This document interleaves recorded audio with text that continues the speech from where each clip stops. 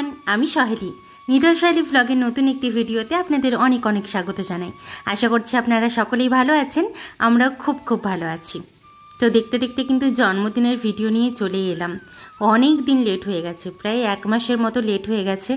অনেক দিন ধরেই ভাবছিলাম দেব, কিন্তু ওই যে এত ল্যাদখোরামি আর এত সিনেমা ভালোবাসি যে আমার আর এডিট করাই হচ্ছিল না।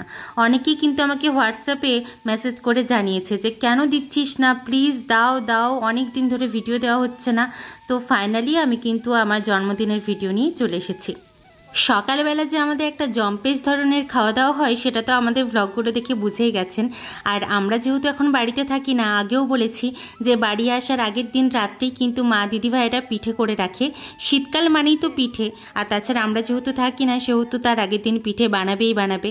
আর আমার এই পুর পিঠেগুলো পরের দিন সকালবেলাতে ভাজা পিঠে হিসেবেই ভালো লাগে বেশি খেতে।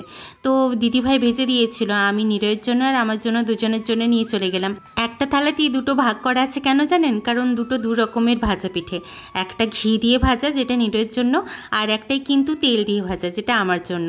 দিদিভাই স্পেশালি আমার জন্যই ভেজে দিয়েছে, কারণ আমি ভিডিওতেও বলতে থাকি, আবার দিদিভাই মায়ের কাছেও বলতে থাকি যে আমি ছোটো থেকে এইভাবে ভাজা পিঠে মানে আমি তেল দিয়ে ভাজা পিঠেই খেয়েছি।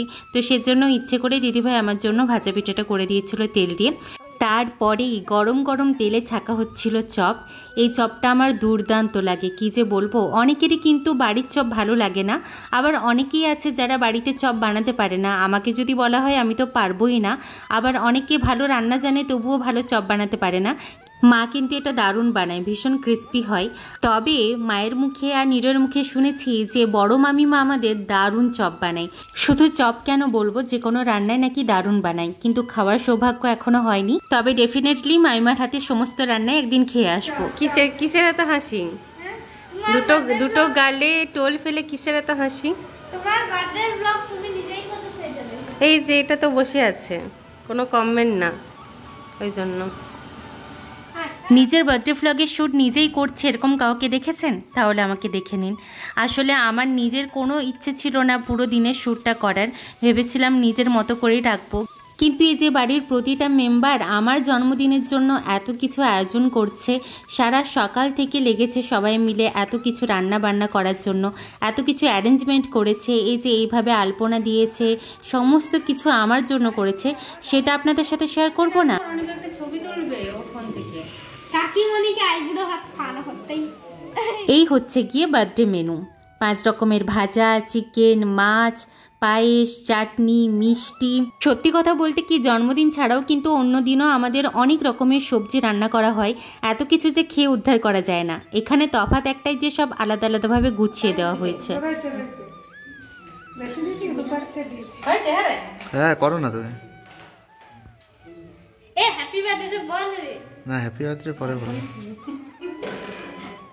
যখন বলতেই তো হচ্ছে একটা বাজার এবার ঠাকুর চলে যাও। কি তোমরা গরম হচ্ছে তো? এই তো হচ্ছে বাবা হিংসা হচ্ছে, বলছে দেখ ছোট আমার বেলাও করলি, আমি কোথায় যাবো?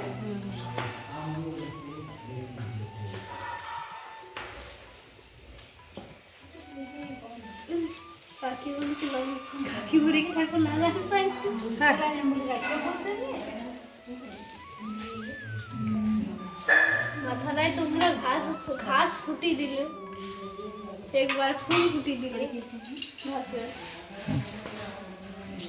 এত ঘাস দিয়েছে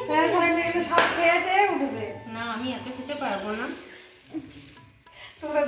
অল্প একটুখানি দাও। হাতগুলো ভুলে যাবে। হ্যাঁ গো,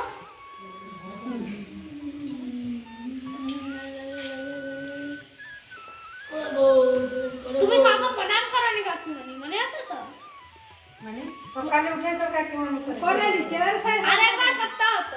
এই তো করছি, আবার উঠে যাব তখন করব। রাতে বলে পায়েসটা খাই ঠাকুরকে করলে, দিদি ভাইকে করলে, আর কোন দুবার করা হয়ে গেল, আর দিন কি বানাই করবে কাকিমণি গো। এই আবার মিষ্টি খাবে। খাওয়া যাবে, অত কিছু খাওয়া যাবে না, পায়েসটা খাওয়ালেই হবে। তুমি করে যাও না, আমি ঠিক ছবি তুলছি।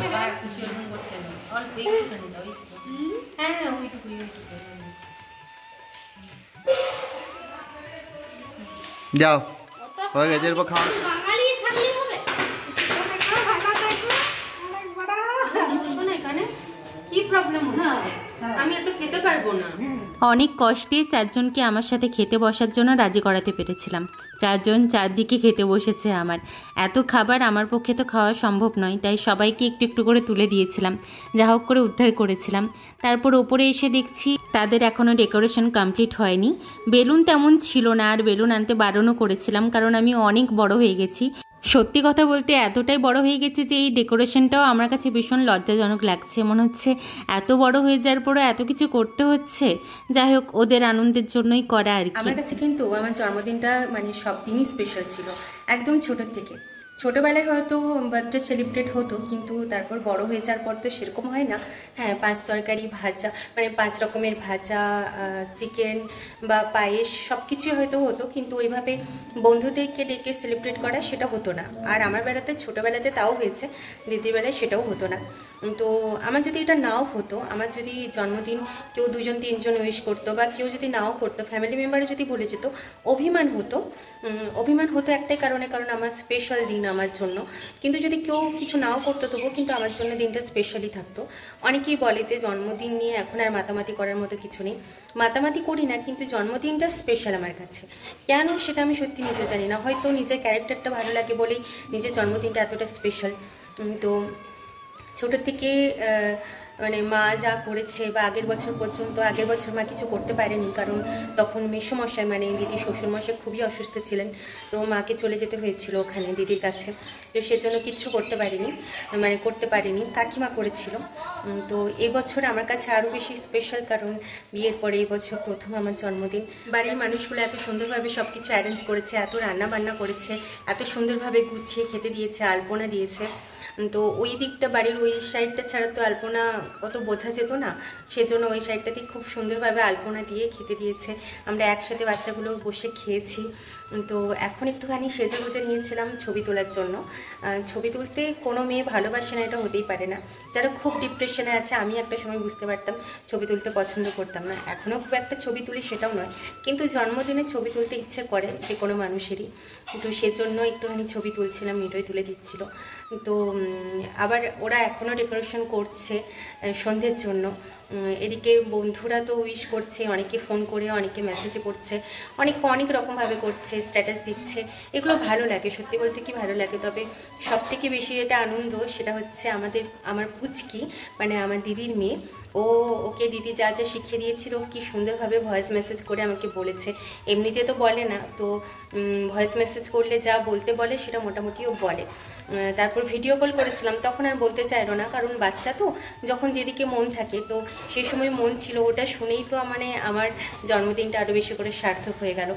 আর রাত্রেবেলাতে বাচ্চাগুলো তো জেগে থাকবেই বলেছিল, খুশি, সানি, রনি। তো খুশি ঘুমিয়ে গেছিলো, রনিও ঘুমিয়ে গেছিলো। তো সানি দেখছি ঠিক জেগেছিল, একদম 12টাতেই আমাকে উইশ করেছে মেসেজে। তো এগুলোই কিন্তু সত্যি বড় পাওয়া, যে ওরা এটুকু বাচ্চা, ওদের জন্মদিনটা সেলিব্রেট করব, ওদেরকে সারপ্রাইজ দেবো, সেটাই আমাদের কাছে বেশি ইম্পর্ট্যান্ট লাগে। কিন্তু ওরা যখন বড়দেরকে সারপ্রাইজ দেয়, আর এটা যেহেতু আমার এই বাড়িতে প্রথম জন্মদিন, সেজন্য ওরা আরও বেশি করে এক্সাইটেড ছিল। অনেক দিন ধরে কাকিমণির জন্মদিনে কী করব, এটা করব, ওটা করব, এত কিছু ভাবনা ছিল। আর আমার জন্মদিনটা ঠিক টাইমেও পড়েছে, আমাদের ছুটিও এখন, মানে নিরয়ের ছুটি, সেজন্য আসতে পারলাম। নয়তো একা একা তো ওখানে কী আর করতাম, কিছুই করতাম না। একটু হয়তো চিকেন হতো, চিকেন ভাত, আর কিছুই হয়তো করতাম না। তো আপাতত এখন আর কিচ্ছু করার নেই, একটু রেস্ট নেব। ভেবেছিলাম যে একটু যদি বিকেলের দিকে বেড়াতে যাওয়া হতো, কিন্তু বেড়াতে আর যাবো না। সন্ধ্যাবেলাতে আরও এদের অনেক কিছু প্ল্যান আছে, যদিও আমাকে সারপ্রাইজ দেওয়ার মতো কিছু নেই ওদের, কারণ আমার এবারে যে কোনো কোনাতে অবাধ বিচরণ, সারাক্ষণই ঘুরছে, তাই আমাকে লুকিয়ে কিছু ওটা করতে পারবে না। তো যাই হোক, সন্ধ্যাবেলাতে কী হয় সেটাও আপনাদের সাথে শেয়ার করব। বাড়িতে থাকলে খাওয়া দাওয়াটা এতটাই জম্পেশ হয় না যে খাওয়া দাওয়ার পর ঘুমটা মাস্ট যাই চাই, তাই ঘুমিয়ে নিয়েছিলাম একটুখানি। খুশির তো সেই সকাল থেকে নাচ শুরু হয়েছে, এখনও দেখুন থামছে না। তো এখানে যেই কয়েকটা বেলুন লাগানো হয়েছিল তার মধ্যে কয়েকটা ফেটেও গিয়েছিল, কি আর করা যাবে। আর নিচে তখন গিয়ে দেখলাম যে কড়াইশুঁটির কচুরি হচ্ছে, আর তার সাথে প্লেন লুচিও ছিল। তো দাদাভাইদের দোকান থেকে আসতে দেরি হতো, সেজন্য আমরা নিজেরাই কিছুটা নিচে নিচ্ছিলাম। চলুন সেটারই কয়েকটা ক্লিপ দেখাই।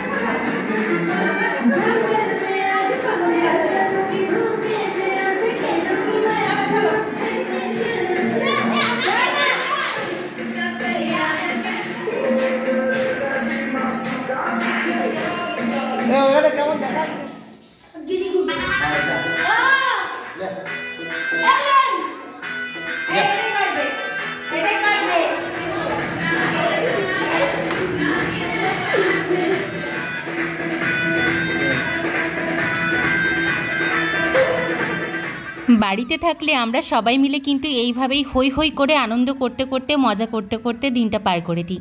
সেজন্যই তো মাঝে মাঝে নিটোই খুব বিরক্ত হয়ে যায়, বলে আমার আর ভালো লাগছে না চাকরি বাকরি করতে, চলো তো বাড়ি চলে যাই, বাড়িতে গিয়ে থাকি। আর সত্যি বাড়ি গেলেও না আর আসতে ইচ্ছে করে না এখানে ওর। একদিনের জন্য বাড়ি যায় তো মনটা আরও বেশি ওর খারাপ হয়ে যায়।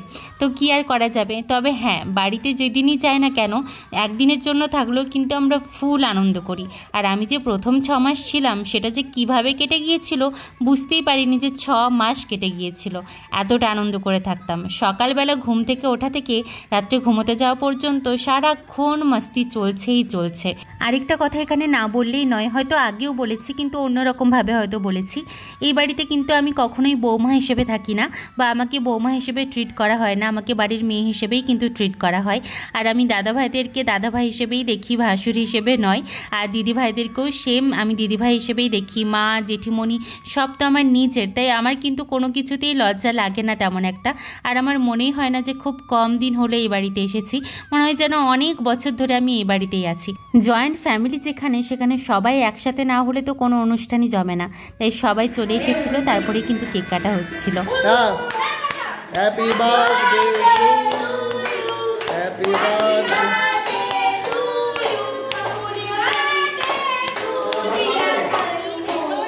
বিয়ের পর একটা মেয়ের কাছে এর থেকে বেস্ট বার্থডে গিফট আর কি হতে পারে বলুন। বা বার্থডে দিনটা এতটা ভালো, এর থেকেও কি আর কাটানো যেতে পারে? এর থেকে ভালো আমার মনে হয় না। সারাটা দিন হাসি খুশি আনন্দে পুরো কেটে গেল।